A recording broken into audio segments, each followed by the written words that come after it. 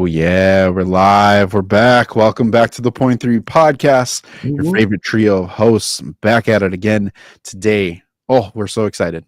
But today we're diving headfirst into the Thunderbolts, aka drumroll, the asterisks revealed it, the new Avengers, Marvel, the MCU's boldest, grittiest, and honestly, probably the darkest team up yet. We're going to be talking about all that. Listen, as the last MCU Phase 5 film, we get Bucky, Yelena, John Walker, Ghost, Red Guardian, and Bob thrown into a mission, covert ops, soul searching. We get Valentina Allegra DeFontaine. Make sure you know it's DeFontaine. Pulling the strings. She is the antagonist of the film. Listen, y'all. Wild action, emotional weight, MCU tie-ins and twists. Y'all, if you didn't see it, what are you doing? But for those of us who did see it, let's break it all down. Hero Scroll, take us away. Yeah, giving some quick overall thoughts for those that want to hear it and want to hear like our very quick non-spoiler thoughts, because again, this will be very quick. Very, very good movie. I said it when we left the theater in our social media post, so if you haven't, definitely make sure you check us out over on our socials and follow us here because we post all that fantastic stuff for you to see early. But I still stand by what I said, that this is the most satisfied I have ever left out of a Marvel film. Point blank, period. Wow. I had high expectations based on early reviews that people were coming out with. I had astronomical expectations for one character, and that was Bob Reynolds, Sentry. And those expectations were exceeded. I cannot say that about any other MCU film. I can't. Sir. And to be honest, when we get into kind of the performances for all of these characters, but especially like Bob and Void and Sentry, the comparisons to the performance start coming out of the MCU and into other things. So yeah, overall, great feel. 9.5 out of 10. The only reason I don't say 10 out of 10 is because I do want to see it again to see if anything feels bad for me. But based on genuinely, I've thought about it all week. I cannot find anything to complain about with this movie. I really can't. Everything made sense. Every story beat had a purpose. Every character had a purpose. Every moment had a purpose. Every line of dialogue fed into something, either in the moment, in the past, or in the future of the movie, and it paid off very well. One of the best post-credit scenes that we've had in 6-7 years, to be quite honest with you. Yeah. Fantastic movie. SB, what about you? Wow, I gave it a 9.9 as my instant reaction. Throughout the entire movie, I was calling it like a 10, and then I gave it a 9.9 for one specific reason, and we'll definitely chime into that later because throughout our history, we've had very many theories about what the star meant and the origin of it. So I'm knocking it down to 0.1 just out of pitifulness. But I'm happy that we got the movie that we got, and the name for it cooked. I can't lie. It ended up working out much better than I thought. And Sentry, phenomenal, just like Hero was saying from reading his comics recently. And I just thought they translated it so well onto the screen, and just for film adaptation, I can't talk. And Yelena, I can't say much more than I have already on socials about her. She was great. The movie was just amazing. I can't say it's the most satisfied I felt because there was No Way Home and Spider-Man, obviously. It's just so much to me. So that, I don't think anything is ever going to top that movie for me, but this came close. And it's very right behind No Way Home for post, like, Endgame rankings. Lou, what about you? Listen, y'all. the journey of this movie and knowing it was coming out, it was one that really sticks with me. And this movie shook me in a way that I think to Hero's point, and even what you were saying, Spider-Man, of like our expectations ramped up very quickly. We were kind of peeking around the corner and being like, this might be something, but like the state of the MCU and the sins of the MCU were really weighing heavily on like really buying into a movie and just like jumping into it. And I think we shook off the dirt a little bit with Brave New World, and we're like, okay. And then Born Again came out, and we're like, okay. And then you get this movie, and they hit you with trailers that sold you on the theme and the feel of the movie. It just oozed darkness and redemption and character development and just intrigue and interest. And it was like, I like this. Like if the movie's anything like the trailers, I think we're in for a good time, y'all. And then it comes out like predictions and box office. Shout out Spider-Man for nailing that again. But like you had a wide range. Yeah, box office Brando had it again. But you had like, you saw the 70 million projection kind of come out, and you're like, like what does Vegas know that we don't know right now? Like what's going on here? And then the pre-screenings came out, and then you're hearing more positive momentum. But it was to the point where like we guessed things that were going to happen in this movie that were supposed to be a secret from one of the biggest conventions in the world. And then we heard what, the internet was saying, and like the release in France and China came out, and you're getting visuals, and you're seeing these like just super like tchotchke looking videos of characters that you really want to see.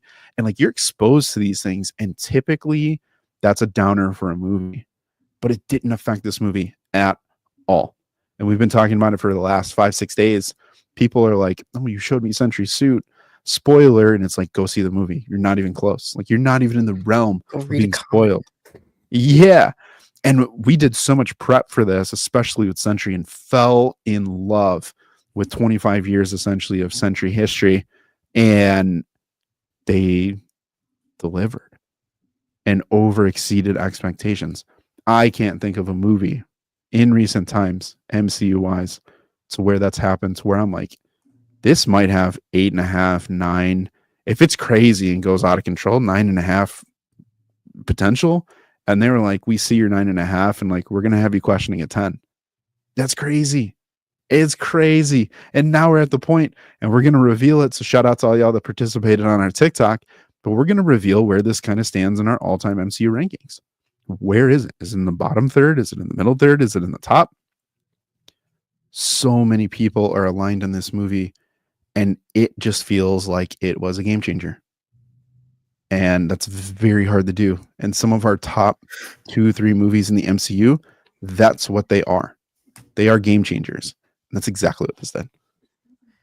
And it's crazy because to kind of both your Lou and Dill's point in the chat, that literally a year ago, we were so low on this movie. And I think from the beginning, the announcement of the cast, we were down on it. When everybody saw that Taskmaster, Ghost, Bucky, Yelena, Red Guardian were coming, John Walker, we were kind of like, what? Those are the characters that you're going with instead of Abomination and all these Zemo, all these other characters that in our minds made a lot more sense. And you could still probably use them if you wanted to in another version of this movie. But with what they gave us, where they made us believe in these characters now, it's so crazy. And genuinely, this is the only MCU project that I think, out of everything that has been done in phase 4 and phase 5, is the only one that escapes the overall sins of the MCU. No project has been able to really come unscathed with that, where people are like, well, but what about the connections to the past? What about the connections to the future? What about XYZ? This movie gave you all of it.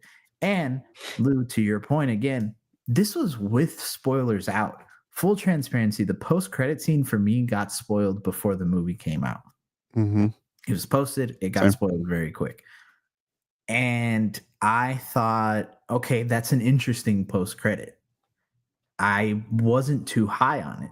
But then I come out the movie and I'm like, holy crap, that is genuinely genius. the way that they were able to come in from, both out of the spoilers and out of the film, it's crazy. We'll definitely talk about it later, but yeah.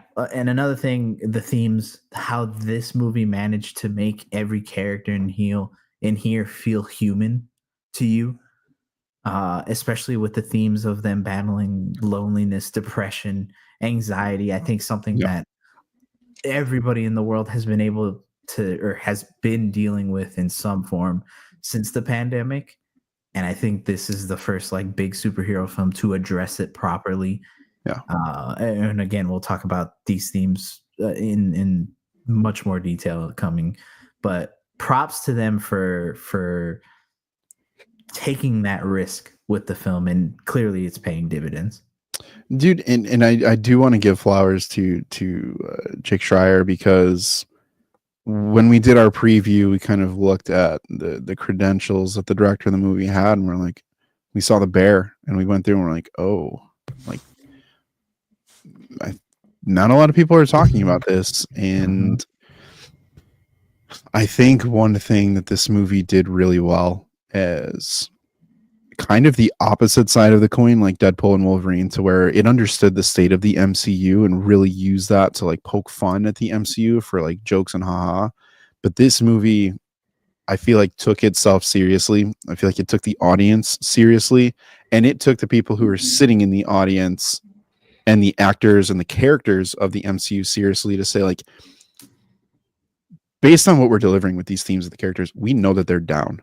Like, literally, if you think about that, most of the projects that they came from are not highly rated projects in a consensus area across the board. Black Widow is not looked upon as a great movie. Captain America and the Winter Soldier, or Falcon and the Winter Soldier, not viewed as one of the top Disney Plus shows. Yelena's appearance in Hawkeye wasn't necessarily the biggest highlight, but like, there were a lot of things. So it's just so cool that you see the theme of redemption not only being portrayed in this movie, but also to the fans of the characters that they decided to bring back and say, hey, we're going to roll with these 6 to 7 characters. And everyone's like, I'm sorry, what? Like, what is a group of super soldiers and blah, blah, blah, blah, blah going to do against Sentry and the Void? It's like, okay. And they're like, it's just going to win with the power of friendship. And it's like, okay, just watch the movie. And more people are just like, nah, that didn't matter. It was a non-factor. And I think that's extremely powerful, that a movie can overcome the amount of negativity, oddly enough, that people walked into the movie with. And guys, I'm just saying, the fact that this movie is being considered as one of the 4, if not 5 best movies since Endgame, that screams volumes. Not speaks volumes, screams volumes. I mean, I'll just go ahead and rip the Band-Aid off. To me personally, it is the best MCU overall film since Endgame, bar none. I'm sorry, No Way Home. This isn't even like, yeah, bar none. I'm not even low diff. We're talking, if we're gonna go, if we have to use our one obligatory Marvel Rivals reference, I'm gonna use it now. I'm cashing it in. Thunderbolts is in Celestial ranked currently. Ooh. Everything else that were all these other films, Gold 3. Damn, just made it. Barely able to get that free extra skin. Dude, SB, what you say? What you say to that? I have my Spider-Man bias, so nothing is touching that pocket dimension of its own. But I think, if bias aside, it's up there. It's definitely like right behind No Way Home, even without the bias. That movie was just perfect to me. Even I can't say without the bias, because it's there no matter what. What am I saying? I think it's definitely. I'm looking at my rankings now, and I would definitely put it in the top 5, 100%. Probably right behind No Way Home, Infinity War, and Thunderbolts at 3. Yeah.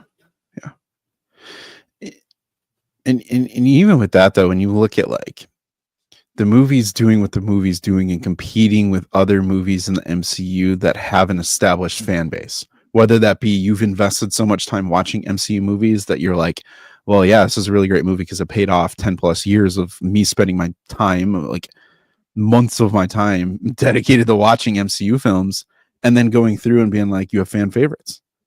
You get your Iron Man, your Captain America, your MCU greats, and then you have your Spider-Man that they're like, we with tons of Spider-Man fans in our Discord, but still, like, I'll die for Spider-Man type of thing. You got people saying that for Bob now. You have people being like, Bob, I'll do wild things. What do I need to do to get you back in the next movie beyond Doomsday? Like, they created organically, probably one of the most organic creations. Again, taking a team of ragtag nothings that everyone's like, I didn't ask for a majority of these characters, and then making them something. It is the closest thing that we've gotten since Guardians, but it's different. It's different than Guardians.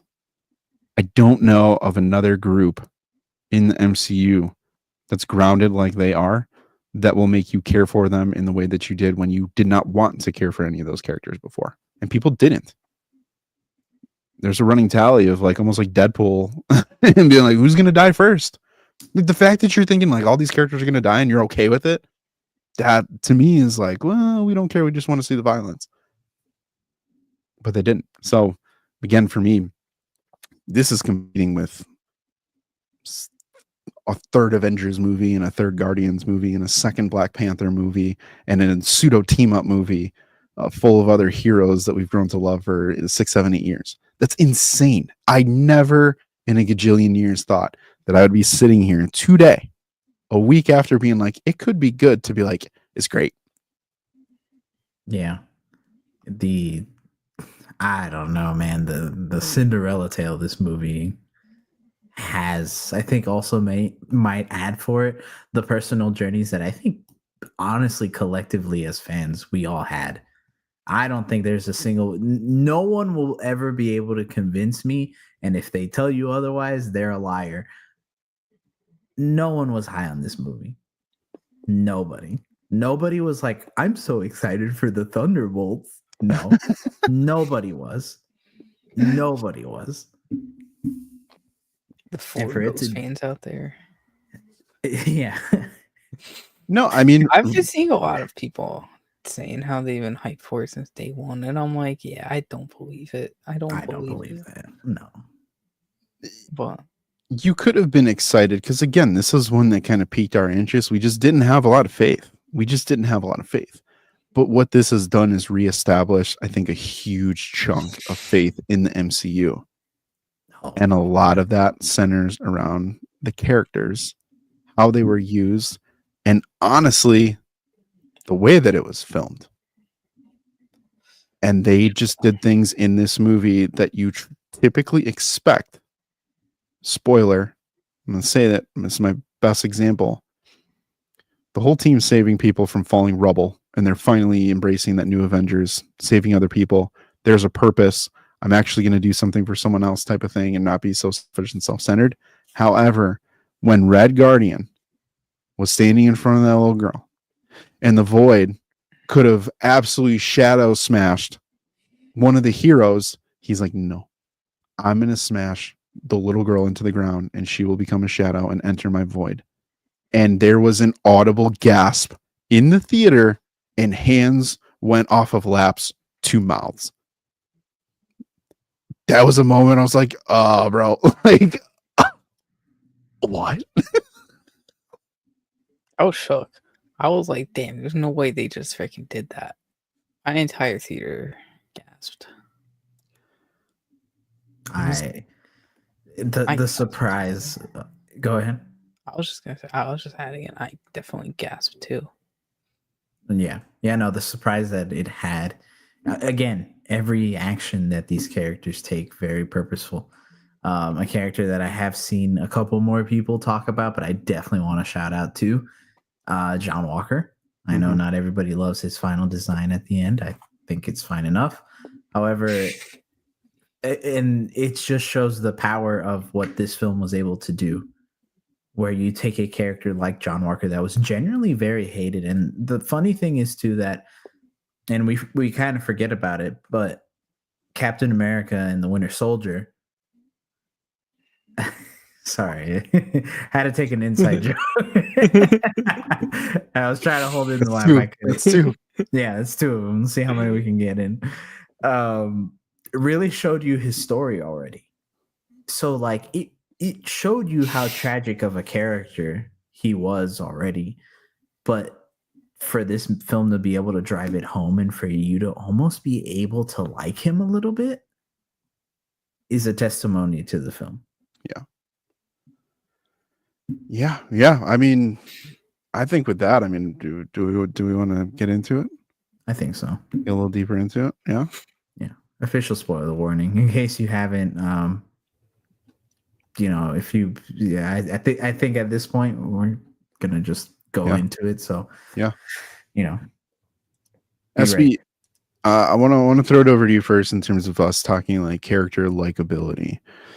Of the 6 that made it out of the blast furnace basement, if you will, do you think that did you personally connect with these characters and start rooting for them as the movie went on? Do you feel that there's a general consensus that people did latch onto these characters?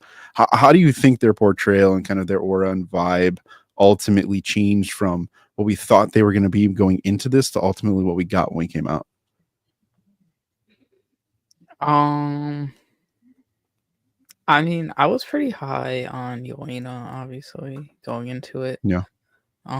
Bucky, everybody loves Bucky in Winter Soldier and kind of knew he was gonna deliver some heat. But obviously in the vault, as you kind of learned why each of them are there, it was cool to see Ghost's character development throughout the movie. Especially, I really didn't think she was gonna come back and save them for a second, and that John and Yelena were just gonna like somehow like find a different way out, and then that would have led to like a different confrontation. Can I ask you one reason why you felt that way? Because she, just from her past history, and the last time we saw her, she was kind of like not like sketchy, but she was on the run and kind of like just doing what she had to do. Yeah. So I didn't think she was that like much of a team player in this one or cared for them, because like her assignment was John, right? No, her assignment was Taskmaster. Yeah, it was. Pretty sure it was Taskmaster. So I was like, her assignment was just done, and then boom, just on the way with that. That's where I felt that she wasn't going to come back. I was like, if they take that bold character after she killed Taskmaster, and I was like, oh, she's legit. Because listen, the design, the color, the fight, the movement, like she was all over the place. I was like, oh, like potential ace vibes here. Like I'm getting like, you feel like the best person in the room besides what we assume Bob is going to be. And I did. I thought she was going to dip. I'm not going to lie. But it made me attached to her throughout the rest of the movie, and I don't know, I like seeing all of them develop more and go kind of just become friendly with one another and do what they had to do to survive, because the only thing they had was each other. Yeah. Love that.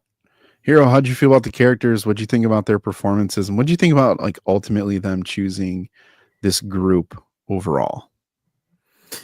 I like it because I think the closest group that we've seen to kind of have like this fully dysfunctional type of like what's it called, like chemistry together was the Guardians in the first one, but like pretty quickly in Guardians and probably the jail scene when they're getting out, it quickly shows why they are able to work so well together. The funny thing is that in Thunderbolts, it's really until probably, the third act that you really start seeing them solidify themselves as a group that works together. And I think it's when Sentry shows up and seeing how they protect each other from him. I think that's when you get the vibe of like, okay, no, they're trying to work together. Before that, it really does feel like it's just, I'm going to do what I'm going to do, and I'm only teaming up with you till I get out. And the second I get out, I'm probably going to stab you in the back.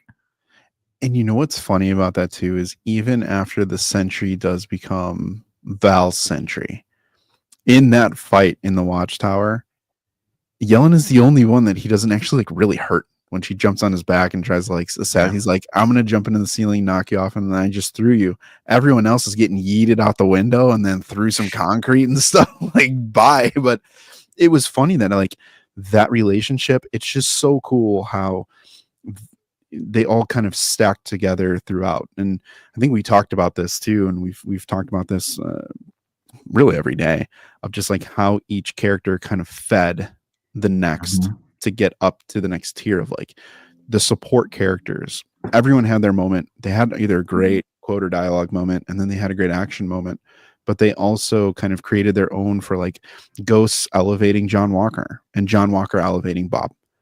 Red Guardian elevating Bucky in certain ways, and then ultimately elevating Yelena. And that synergy that whole cast had, just it oozed throughout the entire movie. So I know SB, this might be one of your moments, but when they throw out the like funny joke of just like the Thunderbolts thing, it really does feel like it's like, I know you were friends. It's an inside joke. Haha. This is really dumb, but like, we don't really have friends, and it's just kind of something to rally around. Just be like, that's their way of saying like, are we friends? Are we cool? Like, we can joke like that, right? We're that close now. So yeah. And I really like the fact that Red Guardian was used in that way too, where I think a lot of people were low on him from Black Widow and kind of What If and how they used him in there. But I think this is the best that he's felt in all of his MCU appearances. And he really felt like a corny father figure that you have. Like, he's the dad that makes like the dumb jokes, but you love him. Like, you truly love him. And when he's talking to Yelena towards the end of the movie and he's giving her the advice, maybe it's the way that David Harbour performed it, but he felt like a father talking to everybody. Yeah. And that's hard to do in a film. Yeah.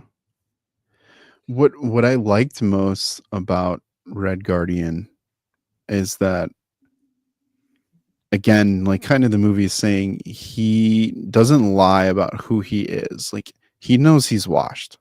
He's living in the past. He's that guy that's telling the high school stories about the time they won that one game that didn't matter to anybody.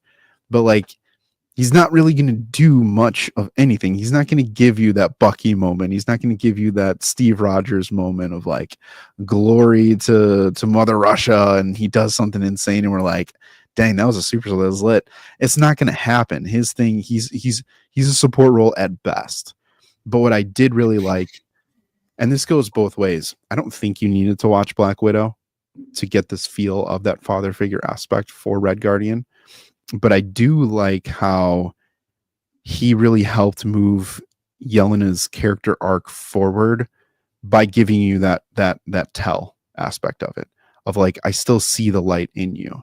You want to be that hero. Talking about the goalie story, being like, you think you're such a bad person, and your void moments are showing you how bad you've been since your inception from being in the Red Room. But I know you. I know who you are. I know your heart. I know that you're a good person, that you want to do more. And he's that inspiration in a lot of ways to her. I think that's super cool. But at the same time, I think it's hilarious that he's the embarrassing dad that's driving down a desert road honking and be like, Yelena, yeah, I'm here. And she's like, like, yeah, that's my dad. I thought that was super cool. SB, anyone else stick out to you, or who's the obvious one that stuck out to you, and how did you feel about them? Sentry, Bob, or Sentry / Bob, or Yelena. Let's talk about Sentry. They Bob. both freaking stuck out. Obviously, they're my top two because they're the main two of the movie. But Sentry cooked. Oh my god, from reading him the last couple months, seeing it on screen, I thought they did a great freaking job. Paul Jenkins being involved in the creative process behind Sentry, you could definitely tell throughout the movie of just kind of like how they honor the 2000 run. And seeing Lewis Pullman fully like embrace the role of Bob, and then switching up to Sentry in that one scene where he's truly talking about like, why should a god listen to a man or listen to man? And I'm like, oh my lord, this is some stuff that Snyder thinks he could have done with Superman. And that was just great. After all the whole kind of like being alone with Stephen Ewan, thinking if Sentry could pull it off, and that was even before I really knew much about Sentry back then. And then seeing Lewis Pullman first, like when I first heard about him getting casting, and then not really realizing how much he fit, it's been a great journey, kind of to see Sentry come to life, just like the movie has throughout all the year, like the year rumors and everything. Mhm. Lewis Pullman killed it. I think he freaking deserves he deserves a freaking award for this. Even Yelena and Florence Pugh. They all honestly could for just their chemistry alone throughout the team. Yeah. But Sentry was great. The Void was phenomenal. Also, the silhouette was just scary at the same time, and just seeing those the white eyes. Yeah. So, oh my god. The themes, or like the score around the Void was cool. And I still wish they did a whole kind of like he was a forgotten hero type thing, but I knew it wasn't gonna happen because it just wouldn't really. I don't know. Just I feel like it would have been kind of like weird to throw that in there, right? Spider-Man ruined it. 50 projects in, and yeah, apparently Spider-Man ruined it, but I feel like they still could have just done it. Like Spider-Man was easily explained that like it was by a sorcery spell. And like that's it. This could have easily been some other thing. Like two things could happen. They have like 4 different multiverse theories out there right now, and time travel theories of like anchor beings, nexus beings, and all this crazy stuff going on. Why can't they explain that 2 people just got forgotten? So I don't see why he made such a big stink about how Spider-Man ruined that. Yeah, I think his comments were more directed towards the fact that the ending of it couldn't be that everybody forgot him. I think if he was there from the beginning, that would throw a lot of people off. I don't think casual MCU fans are ready for that type of a character that's just been there and he's just that powerful. People would not. I don't think people would be okay with that. I would be. We would be. But that's because we're fans of the comic books and we know what story you can potentially tell. If you have no idea. Comparison, because she wasn't too well received for just like knowing that she's been there since the 90s, technically. Yeah. So, I think that's probably why they didn't. The ending, I do agree. They probably still could have gotten away with it if they wanted to, but I don't mind the MCU changes that they did overall to the character, right? Because there are a couple of changes, but I think they huge hats off to them for sticking so close to the source material. Because genuinely, if you didn't watch our Sentry video where we talk about the 2000s run, this is exactly that, almost just word for word, and you can kind of see how they twist it. Shout out to, again, Lewis Pullman killing it with the mannerisms. One thing that I loved is the fact that they continuously tease the Void throughout the entire movie, and the best first tease is when they're in the vault and John Walker, Bob says something to John, and John Walker pushes him up against the wall, and his eyes start flashing. One of the best teases, and I said, "Oh, they're gonna do it." In that moment, I said, "Yep, that's where." Yep, yeah, I see where we're going. Every time Void or Sentry did something cool that like was like from the comics, I kept looking over to my friend. I'm like, "Movie's 10 out of 10, just 10 out of 10." Yeah, and they're actually doing it. I was hyped. Yeah, even just kind of the whole with Yelena's opening monologue about feeling like the Void after you get the Black Marvel title card, which was awesome to see. That title card was awesome with the whole Sentry panels flipping through it and then turning into the Void panels and then just black. Yeah, they flipped through the whole history too. They went from beginning to end. Yeah, it was freaking cool. And Yelena's monologue, and then you get to see her fighting with like the shadow people above, or like her top angle camera point of view, fighting a group of people in a hallway, and then all their like shadows to show like what the Void does to people later on in the film. Oh my god! In fun fact, I missed the first 30 seconds of the movie, a little bit more, but when I did go back and watch, and I did see that she did that leap of faith off of the top of the building, I was like, redemption after your terrible Black Widow CGI blowback from that was awful. But that's the kind of character, and that's what I'm saying. It's subtle changes that redeem these characters in our eyes because we do have history with these characters, but also for people who are fresh and just showed up for the first time, you're like, no, she's just jumping off that building, like no cares, like cool. And that's the whole point. Every single one of them, every single one of them are just like, I don't care if I live or die, but because I have no fear, I'm doing a lot of these things. And that's the cool thing about the team of super soldiers aspect of this. The difference is none of them had fear of death for the most part. They were at their lowest. They have no purpose. And they're dangerous from that perspective. Which brings me to, and we'll circle back to MVP talk in just a second, but Val, honorable mention here. I don't know if we have her as an MVP, but here I'm going to kick it back over to you. Yeah, how did Val feel in this? We knew she was going to be a pretty integral part of this. We didn't know to what extent, but yeah. Yeah, she felt like another crime lord almost, right? Like obviously going through the more legal-ish type ways with the government. But I wouldn't be surprised if I ever see her with Kingpin at some point or having some chats with the Kingpin, because that's the type of character that she portrays here. Like they've been teasing kind of what she's been doing with the Shadow Ops thing since way back in Black Widow. Then she talked to John Walker and then, Wakanda Forever. So it's always kind of like she's had these small appearances, but here's really where she got to shine.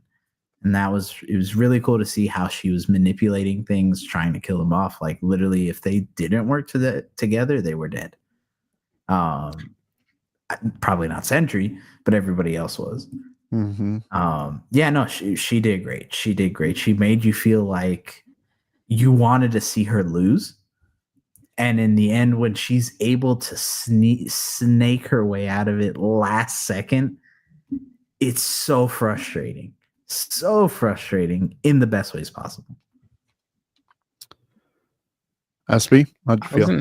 I was gonna say that she reminded me of just like a female Kingpin, but like political, and you stole that. I'm kidding. It was I really liked her in this. I thought, like Hero said, just wanting to see her lose. I definitely felt that at the end. And I can't lie, I really thought she was gonna lose. See, that whole I got fooled, just like the New Avengers got fooled during that scene of the whole press conference thing. Because I forgot that she had the press coming within that timeline because of everything going on. So I was like, oh shit, she actually freaking lost. And then boom. Doesn't matter because Yelena, I'm not going to say that. The New Avengers own her. So they got that juicy stuff on their background. I think Val, again, is another positive byproduct of this movie. Because I think we mentioned that before. My thing going into this was is she going to be more Fury or is she going to be more Fisk? And she does have that kind of tweener living in the gray. But the one thing about Val that I think people do kind of gloss over is that, to me, she's always been for her country type of thing. She wants everything for the United States. She wants to be kind of that world power and to be the face of it. she's not very subtle. She can be very sneaky. She can be very manipulative. She can be very shadow ops-ish, clearly. But not only is she seeking position, but she does want, she mentioned it when she's sitting there when they were trying to impeach her or whatever it was that they were trying to do. But she's like, there are nations, rogue nations, that are more powerful than we are. And again, at the end of this, her eyes lit up. And she's like, I'm sorry, what? The Sentry Project? Someone who's stronger than all the Avengers, what she says. If I can control that, then people can bow before me, type of thing. You know what I mean? It's like, I almost look at Val as like a combination of like Fury Fisk, old Loki, some like Amanda Waller, and then maybe you can throw in like a Dark Reign Norman Osborn type. And like they pulled elements to create a new Val character that isn't like the source material type of Hydra Val, but it's this dangerous serpent, like she can strike at any time, and when she does, she's gonna pump you full of venom. And again, at the end of this movie, she once more did not get what she wanted. And I think you're going to get a more dangerous version of Val next time we see her, if she ultimately survives these next movies. But that to me is like threat level S tier of like, she almost had a singular character stronger than all the Avengers. What's next? What is she willing to do to get that power and control? We saw at the end. I thought it was fantastic, by the way. One of the most biggest MVP moments for me is when she's like, I'm screwed, but she knew that the media was on the other side. And I think we looked at each other, man, and we were like, no. Yeah, we did. Bam. New Avengers. Like, first off, what a cool way to introduce the new Avengers. But also to then like have Yelena flip it on her and she's like, we own you. Bro, that means nothing to me for Val. She'll figure a way out. You think you have dirt on Val? She's probably got 10 times worse. And the funny thing is though that like it again, it's kind of hard to see or imagine what they might do after because of Doomsday and Secret Wars. But I could definitely see a world where if they continue to make new Avengers movies, specifically about the new Avengers team, Val could easily be a trilogy villain. Where it's like the whole trilogy is them trying to figure out how to really stop her. And each time she's getting more desperate, more dangerous. You could easily have her do AIM again, do Hydra. You know, you can have her go down a more obvious villain route. To your point, if they really want to, she's already made a new Avengers. Make her do the Dark Avengers where she's like, okay, fine, to beat them, I need to make actual villain team up. So here you go. I think they could easily do that if they want to. Yeah. That'd be nuts. Just one really pulling the strings everywhere. Dude, there's a real world where she just controls the raft. And you get the new Avengers are building her teams, and to Nate's point, that's part of the theory that we talk about a little bit later, but like I was gonna say Thunderbolts too. But she's assembling her crew. We literally just read Kingdom Come. Like the new Avengers are doing the dirty work for her. And you have 15, 20, 30 villains deep that are at her disposal. She can give Fist 5, sends 5 more on Black Ops missions. That's you get your infiltration into Wakanda and stuff like that. Like there's so many things that you can do that are still on the table. And the Waller stuff right here. Honestly, and that's what I'm saying. Like there are definite elements of that, and Suicide Squad-ish true elements, and more Thunderbolts accurate MC or Marvel lore that you can pull on here. The door's still open. The door very much is still open. So don't make me say that we're going to get an accurate Taskmaster under Val's control. Come on now. Yeah. And that's the interesting thing, that they can really start playing with these villain characters in whatever way they want to, because your new Avengers is mainly compromised of like former villains.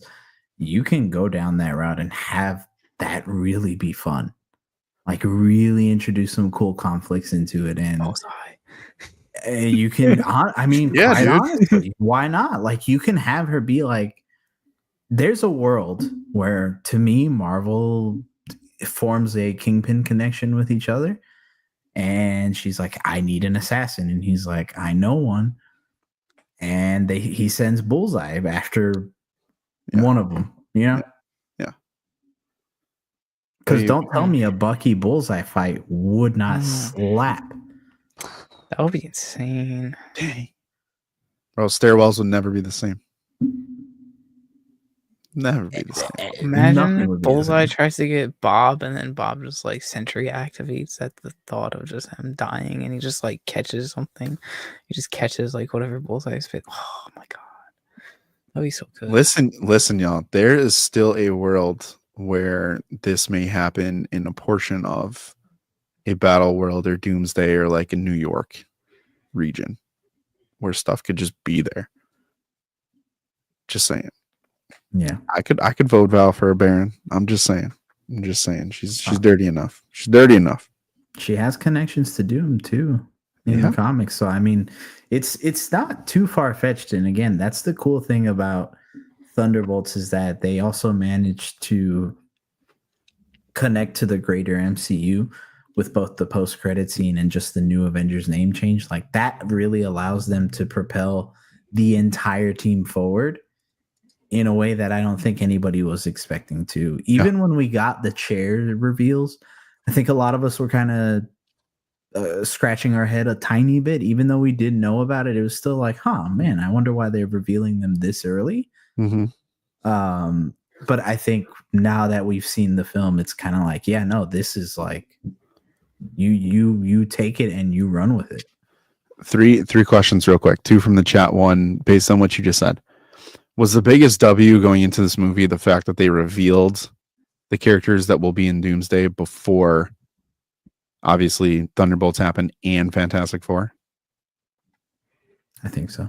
Was that the biggest game changer from MCU? I don't know if game changer is the word I would use, but I would definitely say it was a wise choice. In hindsight, I think it was definitely a wise choice. I remember I wasn't a big fan of it at first. Mm-hmm. So it was just like that kind of just spoils the movie. But then when you think about it, we knew, I guess, like Feige said back like months ago that they're going to be big in Doomsday and Secret War, that they're going to be big in Doomsday at least. So. Which one, Feige 1 or Feige 45? When I edit this video, I'm gonna post the Discord messages so everybody can see how salty SB was. No, don't worry. I'm not actually gonna do that. No, you can do it. I eat my words a lot about a lot of stuff I said about Thunderbolts. I made a clip the other day of when me and Lou did that video last year about how this could be one of the worst MCU movies. You should throw that thumbnail in here and just play a.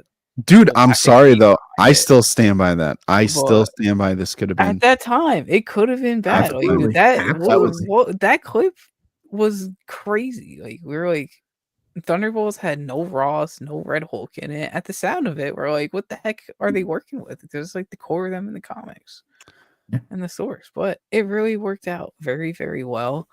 And I remember I had a big rant on Yelena's soccer team in that video, and the origin for it. And I'm like, what kind of Russian soccer team is even named the Thunderbolts?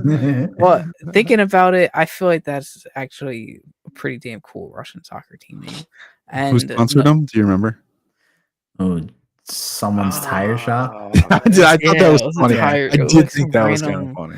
Tire shop, and Yelena was like, they didn't even like stay in business. Listen, as being involved in youth sports, that was actually really funny to me because I'm like, that's a real thing, dude. I'm like, y'all pizza shop ain't doing any business. Like, get off my jersey. Change tires. Chat letting us know. But I just staying on that for a little bit. I thought the origin title worked very well, and I ate my words on it because of the one line of Alexi for explaining to Yelena how she always wanted to be a goalie so that she could be like the last line of defense and save people. And I was like, oh my God. That cooks. That really cooks. And the funny thing is, like, without the context of it, hearing that that's how they got the name Thunderbolts, it sounds stupid. It's terrible. It's horrible. I think I would still stand by our reaction from a year ago from that rumor. But when you hear it and how you really realize the team never adopts it. The team never adopts it. They shoot it down pretty much every time. Yeah, they're constantly like, no, we are not that. Stop saying that. Constantly. It's played as a funny joke, but like in the universe, they're like, stop. It's not funny anymore. Like, we don't want that. It works so well. Yeah. So well. And honestly, all the spoilers that I think quick tangent before we ask the question that Chad asked. All these spoilers for the movie, in case someone here is still watching it and they haven't seen it, I think you could hear us talking about this entire film, top bottom, but unless you see it with the context of like, what the hell is going on? Yeah, it's still gonna be awesome. Like I think you don't lose anything by being spoiled. No, we do not. Our words do not do the movie justice. Although we're trying, we're definitely trying, but it's just really that high of quality. And they're just subtle things that like you just have to experience. You have to experience the movie. You really do. Amazing in Dolby. I can't lie. Oh, I'm up all rumbled, man. Boom. Yeah, there are a couple moments. I will say this was the first movie in quite some time that I've taken my friends to that everybody came out raving and like thoroughly enjoying it and just being like, damn, that shit slapped. And I was like, I've been telling y'all for the last couple weeks, months. And real quick, I just want to just put one stamp on the chair thing real quick. For me, it was very impactful, and I don't know if you guys feel this way, and we kind of touched on it last week, but knowing that these characters are going to be in the next movie, not only for this and Fantastic Four, but it helped me really get lost in their story because I can invest something into it and know that they're most likely going to come out on the other side. And I can carry that forward to the next movie. And that's something that we haven't had, which is why for me, it's crazy that we're like, we love standalone movies, but not everything has to connect. I don't know, man. Like, especially in the home stretch when you get close to like a couple Avengers movies, I'm like, I need some substance, like build these characters up so we can carry them over. So when you do get the big doom moment and something crazy happens, it's more impactful. It's not going to just be, again, Taskmaster getting killed off in this. Okay. Well, yeah, I think people make it a bigger deal than it really is in this, but it's like, what did you want from this? We became Taskmaster fans over the course of like 2 days. Yeah, would it have been cool in hindsight knowing that these 6 characters got a juicy treatment and they feel really good from where they were last time we saw them? Cool, but I could say that for so many other characters. It's just the way the story went, and I think it was the best choice 10 out of 10 times. But at the end of the day, again, knowing that they're going to exist, just like the Avengers, you knew that in Avengers 1, you're most likely going to get them in their next solo movie, a second or third version, and they're building to another Avengers movie. You can jump on that bandwagon and go along with them. That's something we can do here, just like we did with the Guardians. Unfortunately, this is a huge miss, like for the Eternals, for example. That's a standalone movie. Don't think it's a terrible movie. It's the best DC EU movie we ever got in the MCU. But we had no clue what was coming next, and they weren't really positioned anywhere. You're telling me if they would have said the Eternals are going to show up in 2 years, XYZ character is going to be there, movie's probably completely different from that perspective. Not saying it's going to be Thunderbolts level, but point being, we can invest, and the MCU gave us an investment that we've been missing for a handful of years. Yeah. A very quick investment too, where they were like, hey, like the chair reveal told us, the post-credit scene told us in there, like, you don't have to wait long. You literally have to wait not even a year, or about a year, honestly, till you get to see your return on the investment that you put into these characters. Yeah. And knowing that post-credit scene was already filmed, it's huge. That's huge. It matters. Gents, do we want to rapid fire some chat questions real quick? Do it. SB, I'm going to throw the first one to you. From Nate. Oh, yes, I had my answer for this one. Go for it. Moon Knight. I would love to see Jake Schreier with a Moon Knight after kind of seeing him deal with Bob and Sentry and Void. Oh my God. Give him Jake and Mark and Why am I trying to blank on Steve? Yeah, Steven. Steven. Yeah, I don't know why I was trying to blank. Give him those three to play around with in like a Moon Knight movie. Oh. Put Sentry in it too, because why not? Why not? Let it go freaking crazy. Let it go crazy. I saw a fit or like a comic. I don't know if it was a comic. I saw some art piece today that I was like Moon Knight and Sentry in a panel together. I'm like, yo, that's like 5 different characters right there. In 2 people. That's pretty sick. Nice little 6-piece nugget right there. Oh, Yeah. that would be beautiful. I would like to see a sequel though, but if he were to do something else, I think Moon Knight season 2. Yeah. Please. For our audio only listeners, the question that Chad asked was if Jake Schreier stays in Feige's close circle, does he return to do the sequel, or would you want him to tackle something else? So I agree. Moon Knight would actually be pretty fun to see, but I think a lot of people can tackle Moon Knight differently. And that's the cool thing about the character. I would love him to do not just a sequel, a Sentry-led story where you just adapt the second run of it and you really have him tackle the relationship between Sentry, Bob, and Void and how all that comes together for Bob. Man, give me that. Inject it in my veins tomorrow. Yeah. That would be great. Boys and girls of all ages, I think the best answer to this is the Defenders movie. I think you can keep grounded, give him the personalities that could be with Daredevil, Luke Cage, get your Iron Fist.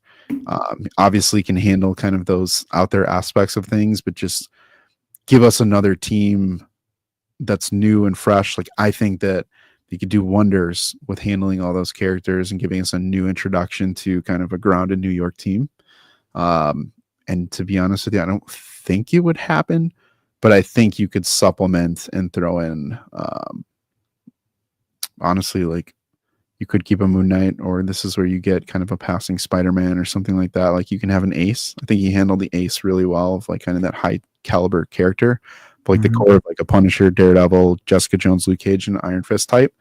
I think he'd crush. I think the blueprint's already laid for that. Yeah. Next question. Hit it. What do we do here? Not that one. We're gonna go. Where's Dylan? I think back a little bit back. Was it? Yeah. This one? Oh yeah, that one. I think we're on the same one. Yep. All right. Or will be brave enough to follow up and have someone or some group out Bob as the Void, and the new Avengers will be blamed for hiding that from the U.S. public. I don't know why. When I saw NA there, I almost said North America, and I was like, wait, Nice. What is that? North American Avengers, baby. Honestly, true. I'm gonna throw this one to you guys. I just wanted to read it. I can't lie. I'd say it entirely depends on how they go with the plot moving forward, because they didn't really say what happened in the aftermath. It's just the aftermath, and it seems like people still remember that Bob is the Void, especially since everybody in the group was like, yeah, he can't really be the Sentry because of that. So it'll entirely depend on if they want to make that public knowledge or not. However, I don't see a world where they go down that route, where they try to make that a plot point. I don't think Marvel would. I don't see who it would benefit, like what that storyline would benefit.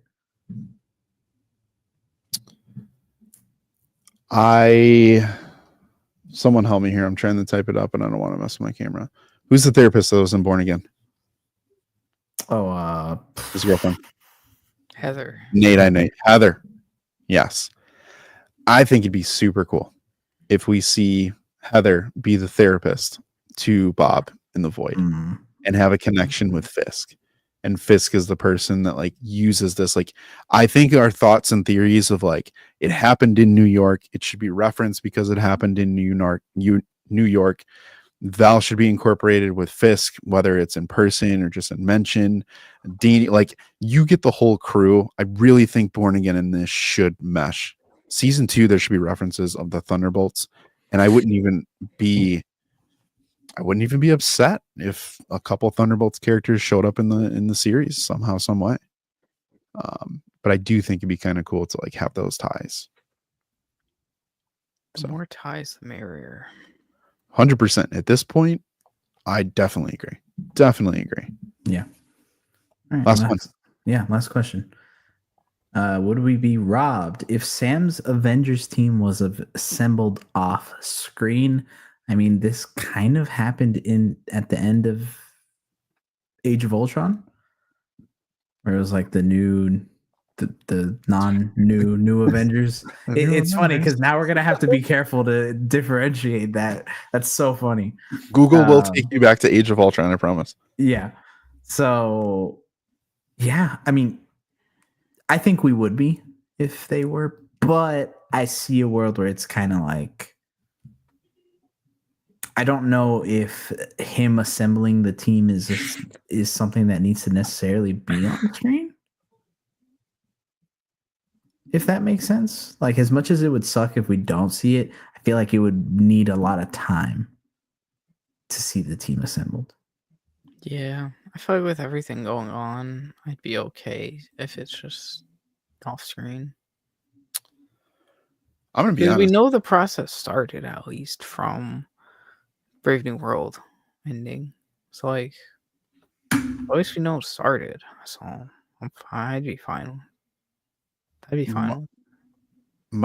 My gut says there is no team, and my gut says there won't be a team until Doomsday, probably Secret Wars, because we know Sam is very protective of the mantles that Steve was associated with, and obviously is protective of the Avengers name.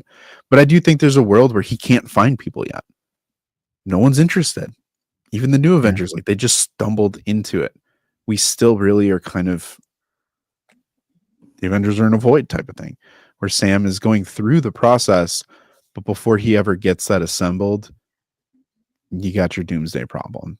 And I think there's a world where it's actually a Battle World team up, and we get our next organic Avengers team after Secret Wars, or everyone's considered an Avenger for Secret Wars. So I do think that's going to be the route. I think the new like official Avengers team is going to be whatever comes out of Secret Wars at the end. Yeah, I think that'll probably be your core like new Avengers team. Yeah, like a official Avengers team. Yeah. One last question that I think would be actually a really good way to close the live out and the review in general. Nate saying, does the fact that they intentionally made this so you didn't have to have any prior MCU knowledge benefit the film? The opening covers some exposition, but the balance was great. I have to agree with it. And the main reason I wanted to kind of highlight that question is because a lot of people, we kind of alluded to it, the greatest MCU movie, but the MCU is back. And we didn't get to touch too much into this. So, Lou, I'll throw it back over to you, but going forward, right? Is this what you want? Is this what we need?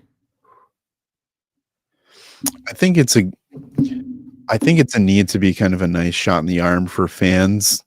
However, I do think this is just kind of the scratch of the surface. And again, this is where I kind of go back to the chair thing. I think people would prefer to go on the treasure hunt to understand and have a huge payoff at the end because of time investment versus continuously having standalones to where you don't need to do your homework. But hey, just like James Gunn said, just like what's his face said for Deadpool and Wolverine, if you know, it's a plus, but you don't have to know. I think that's always been the case. That's always been the case since 2008. I think that's kind of a cop-out for fans to be like, the movie's not great because I took a friend and they were asking me all these questions. I'm sorry, but if you went to Deadpool and Wolverine, no one's asking you like, well, you couldn't have enjoyed it because you didn't watch these Blades movie. Like, no one did, and no one talks about that. No one cares about that. So I think the good thing about this, though, of what came out is it expanded on the things that people have been missing the most. and that is a solid team up, a great story, good action, great characters that you can sink your teeth into, and setting up the future. And it moved the entire MCU plot forward, especially with the post-credit scenes. So from that perspective, the historical aspect doesn't really matter because you're moving things forward. But I do think there's a world here where what happens with these New Avengers characters, if you don't watch Thunderbolts / New Avengers, you shouldn't know. And you should watch the beginning of that movie and be like, what the hell? Yeah. You should have to go back and watch those. You should have to do homework on these characters. That's the same thing of being like, there's a 6-issue series and I read the best part, which is issue 6. Sorry, you need 1 through 5. Like, that's how I look at this. It needs to be complete. But I think this is a really good new starting point for people to catapult, to let stories kind of branch off of this, because it is good and grounded and relatable. Now we'll just see where it goes. So yes. SB.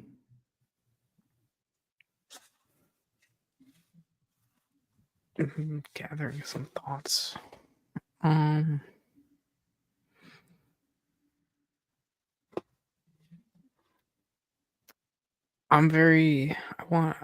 just want more injected into my veins right now.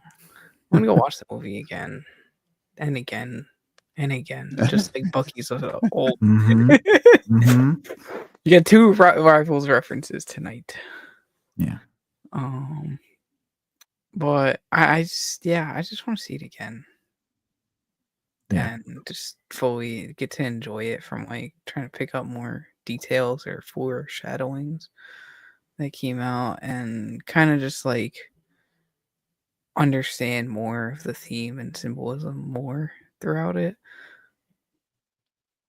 just to like enjoy it more than just kind of like be in the hopes of, I hope this happens, or like watching it for the first time, you know? Yeah. Yeah, for sure. I will say, it's really funny to me when I hear people come out and be like, well, you shouldn't need to watch the movie before to understand this, the movie you're about to go watch. It's always really funny to me, because then at that point I'm like, that defeats the purpose of the MCU. It's the cinematic universe. Like, you should have to come in there and have knowledge about it. Yeah. Because if not, it's not fun. Like, that's the point. Like, the whole reason it's fun is because it is connected, and because you know these stories. So that way, when you do get these team up movies, it feels so much better. So that's all I have to say on that. I think, as long as they strike a good balance of it, fine. But never forget, it is the MCU for a reason. 100%. And one last thing to that point, the fatigue aspect of this, guys, people already forgot Daredevil Born Again was even out. Like, it just ended a couple weeks ago, not that long ago. And people have moved on that quickly. Like, their release schedule and those types of things, it's not going to hurt people. It's not going to hurt. The hard part is when you invest all the time and there's no payoff. That is the killer. That's what I get fatigued on. And this could be the start of something new to kind of bridge all of those gaps, for sure. For sure. Definitely. So we want one closer. I think Dill has a good question. A good question, just to kind of put a bow on it. Yeah, absolutely. Dill saying, did the end of the movie get you more pumped for Fantastic Four, or does Superman still dominate? Fun little fact, have to promo it because we have to. Our Discord, we talked about this exact question earlier. So Discord eats first. So if you want to be a part of these conversations early, and some other ones that we don't get to always talk about because there's news and rumors coming out a million miles a day, make sure you join us over there. SB, what do you think? Did this move the needle for you towards Fantastic Four any? Not just like a little bit, but like we knew they were coming to Earth anyways. But seeing how, or not how, but I guess knowing that like a team of Avengers is aware of it as soon as possible kind of sets the stakes a little higher to see, like, makes me more curious on how that first interaction goes. So I would say yeah, overall, but at the same time, we knew they were coming. That's fair. Lou?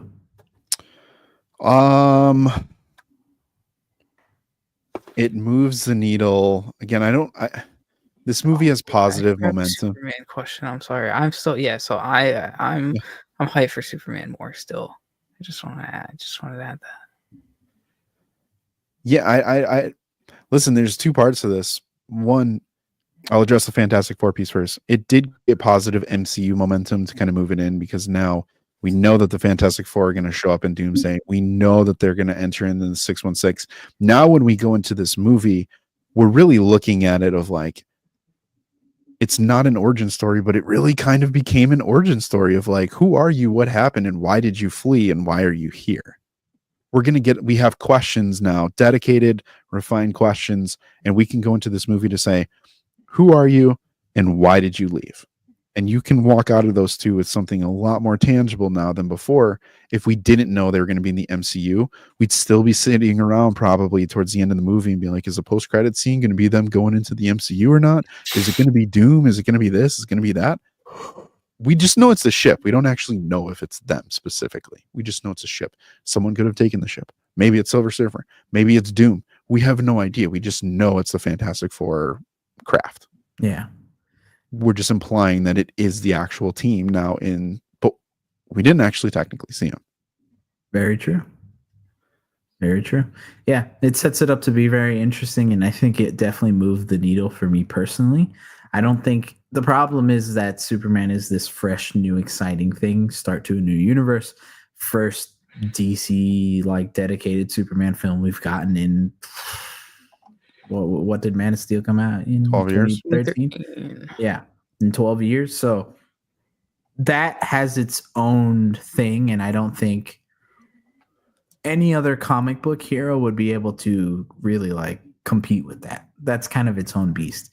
However, I was gonna say maybe you're gonna say the Marvel Superman didn't do anything for you.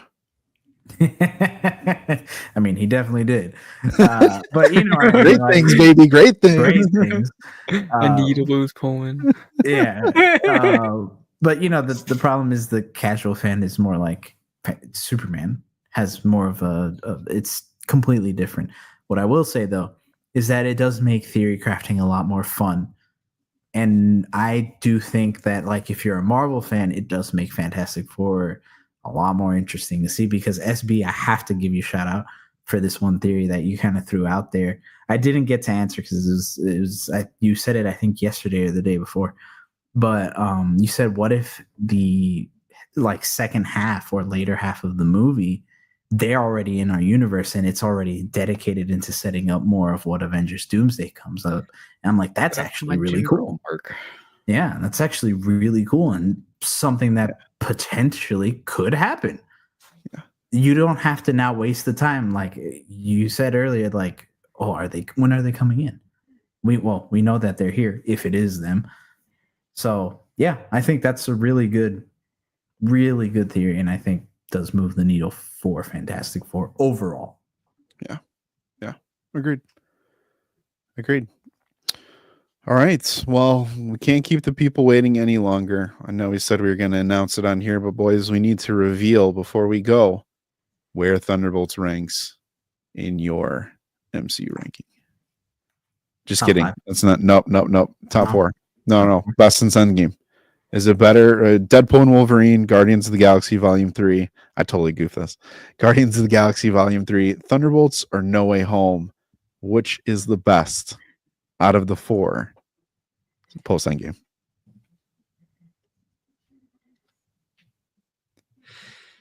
I think I said mine earlier. Low diff, high elo. Thunderbolts. He's sticking with it. After all that, he's sticking with it. He's tripling down, baby. Quadrupling. 10 toes down, as the kids say. All right. SB, did this move it for you at all? My tattoo's still there. Dang. I can't have it dang. over 3 freaking Spider-Man meeting up. Like it's everything I want. As you see the Spider-Man, I can't point. If your arm got cut off and all your No, I'm not Spider-Man showing. I'm not Funkos even trying got to show burned my down. tattoo off right now. I'm just trying to show the. No, I know. I'm just saying. If your arm with your Spider-Man tattoo got cut off, Yeah. yoinked like Claw in Age of Ultron. Morlun. Yeah. And Green Goblin came in, blew up your house. The bomb in the butt. Yeah. Sorry. Yeah. You're sitting there praying next to your bed, and your Spider-Man Funkos blow up. Me getting harmed by someone. Dude, I'm still waiting for Morlun to open the door. I'm so sorry. I literally look at your doorknob and I'm like, is it moving? Dude, there's sometimes, full transparency, there's sometimes where we're talking after the like either before the lives or like before a recording session, and sometimes I genuinely am half expecting to see his room door fly open. Camera just like falls down. Last thing I Cloverfield style, bro. And I just hear brother. Oh no. yeah, exactly like that. Oh, I love it.